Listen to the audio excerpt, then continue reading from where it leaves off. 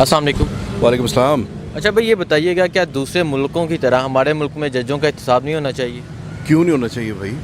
क्या पाकिस्तान आज़ाद रियासत नहीं है? यहाँ पर जमहूरियत नहीं है? हमने कुर्बानियाँ नहीं दी हुई? ये एक सिविलाइज्ड मुल्क नहीं है? क्यों नहीं इंसाफ होना चाहिए? एहतसाब सबका, नोबडी इज़ अबव लॉ। और ये तो आलमी एक कानून है कि कोई भी कानून से बालातर नहीं है, वो चाहे कोई जज हो, चाहे वकील हो, वो कोई भी हो। अगर आप पाकिस्तान की पर्टिकुलरली बात करें तो एक चीज़ का मैं ज़रूर बताऊँगा कि जितने भी लोग हमारे कहते हैं कि यार गोरे का कानून लेके हम परेशान हो गए हैं, ये शायद गोरा अपना कानून यहाँ रख गया और उसकी वजह से हम जलील हो रहे हैं। भाई गोरा खुद क्यों नहीं जलील हो रहा?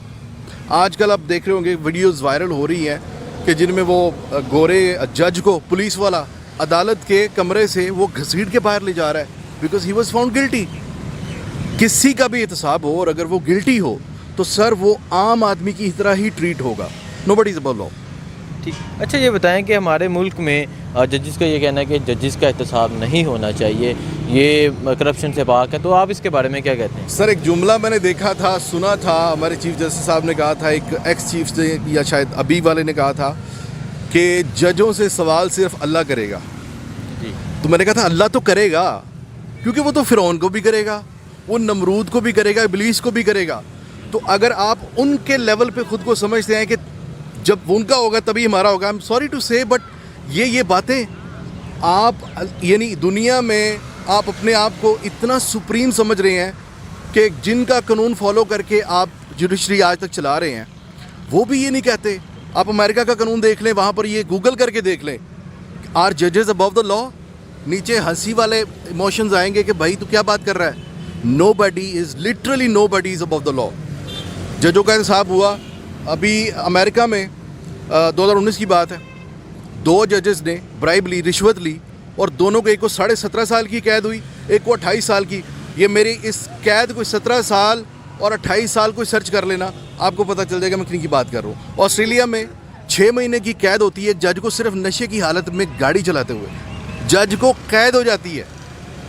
और बांग्लादेश में, यार बांग्लादेश चीफ जस्टिस जो वहाँ का है, उसने सिर्फ इस प्रेशर की वजह से रिज़ाइन कर दिया कि वज़ीर आज़म को वो चीफ जस्टिस के फ़ैसले कुछ मुतासर नहीं कर रहे थे। ये सिविलाइज्ड कौमों का शिवा है।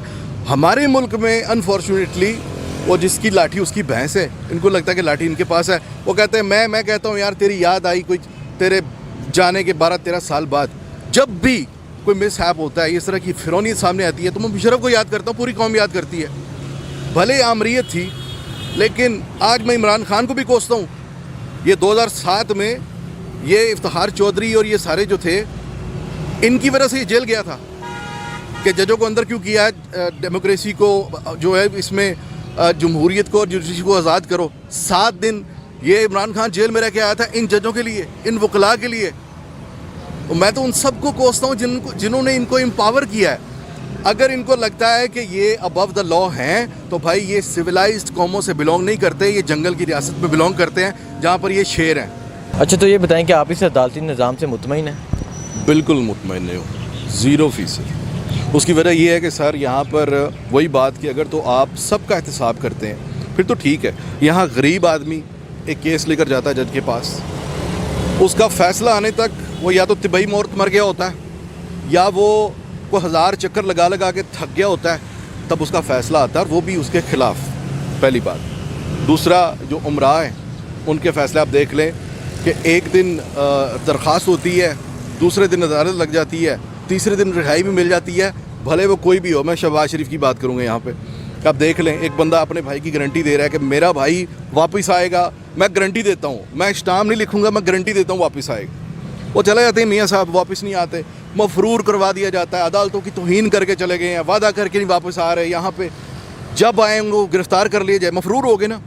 अब सर वही बंदा जिसने उनकी गारंटी दी हुई है वो खुद कहता है सर मैं भी जाना चाहता हूँ, मैं बीमार हूँ। पहली बात तो ये है कि अगर एक शख्स 40 साल हुकूमत करके वो ये कहे कि मेरे यहाँ के अस्पताल में इलाज पर मैं मुतमईन नहीं हूँ, मैं बाहर जाना चाहता हूँ, तो सर उसे ज़मानत नहीं, उसे फांसी देनी चाहिए। कि तू 40 साल झक मारा था यहाँ पे कि एक अस्पताल नहीं बना सका जहाँ पर पाकिस्तानी इलाज करवा सके, पहली बात। दूसरा कि वो 575 अरब का कुछ उनके ऊपर खुद करप्शन का इल्ज़ाम है, और तीसरा वो गारंटी दी हुई है बड़े भाई की और आप उसको भी भेज रहे हैं। एक ही दिन दरख्वास्त होती है, मुझे मज़ा तब आया, हंसी भी आई, 7 तारीख को दरख्वास्त देते हैं, 5 तारीख को टिकट करवाई हुई थी। मैंने खुद देखी अपनी आंखों से, 5 तारीख को इन्होंने टिकट बुक करवाई है, 7 तारीख को दरख्वास्त दे रहे हैं, 8 को इनकी बेल हो गई है।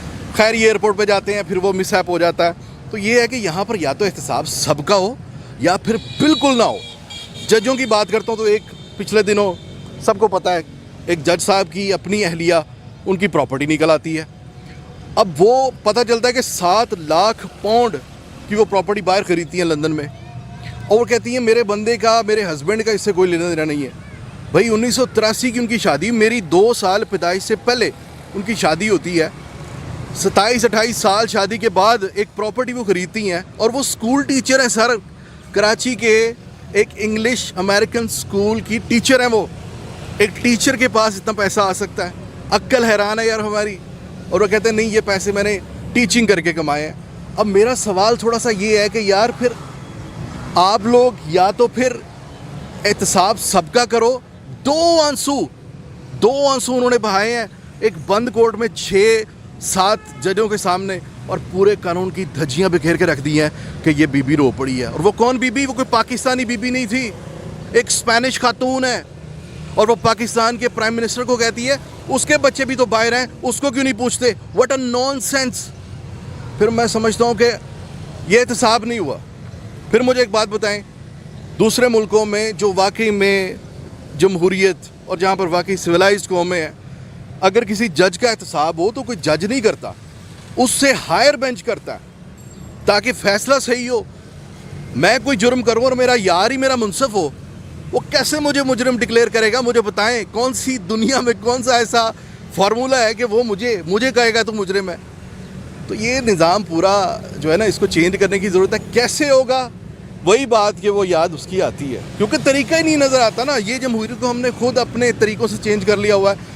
अदलिया की किताबों को हमने तोड़ मरोड़ लिया हुआ है। वो जमहूरियत की किताब में अब जनाब वो जरदारी आता है तो वो आपके 18वीं तरमीम करके चला जाता है कि आइंदा ज़िंदगी भर मेरे बच्चे भी सुबह में बैठ के खाते रहें, कोई वफाक दूसरा बेशक रहे, वो मेरे आके बच्चों को ना पूछ सके तुम क्या कर रहे हो क्या नहीं कर रहे।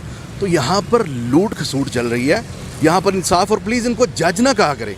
ये जज लफ्ज़ जो है ना, ये उनकी तौहीन है, उन गोरों की तौहीन है जो वहाँ बैठकर हमारे मुसलमानों को भी इंसाफ दिलाते हैं। चले जाएँ ऑस्ट्रेलिया, चले जाएँ न्यूजीलैंड का वाक़या याद है आपको? क्या किया था उन्होंने जब मस्जिद में इस तरह से दहशतगर्दी हुई थी? 100 मस्जिदें बनवा के दी अलग से, और जो वहाँ पर शहीद हुए थे उनके बच्चों तक को नेशनलिटियाँ दे दी कि यार आपके साथ ज़्यादती हुई है। क़वानीन इनको कहते हैं। अच्छा ये बताएं, क्या पाकिस्तान का जो अदालती निज़ाम है, क्या वहाँ एक गरीब को इंसाफ मिलता है, एक अमीर को इंसाफ मिलता है? क्या आप इन दोनों में क्या फ़र्क देखते हैं? सर यहाँ पर गरीब को इंसाफ नहीं मिलता। मैं चैलेंज मार के कह सकता हूँ, आप मुझे एक गरीब बता दें जो अदालत में गया हो इंसाफ के लिए और वो वापस इंसाफ लेकर आया हो। मुझे आज बताएं एक चले, मैं इस आपके प्रोग्राम की तवज्जो से कहता हूँ, पूरा पाकिस्तान अगर सुन रहा है, एक गरीब बता दें कि वो अदालत जाके दरवाज़ा खटखटाता है और बोलता है मुझे इंसाफ चाहिए, और जज साहब इंसाफ दे के उसको भेजते हैं घर पे। मुझे एक बंदा मेरे सामने ले आए, मैं पूरे निज़ाम को सल्यूट करूँगा। बहुत शुक्रिया।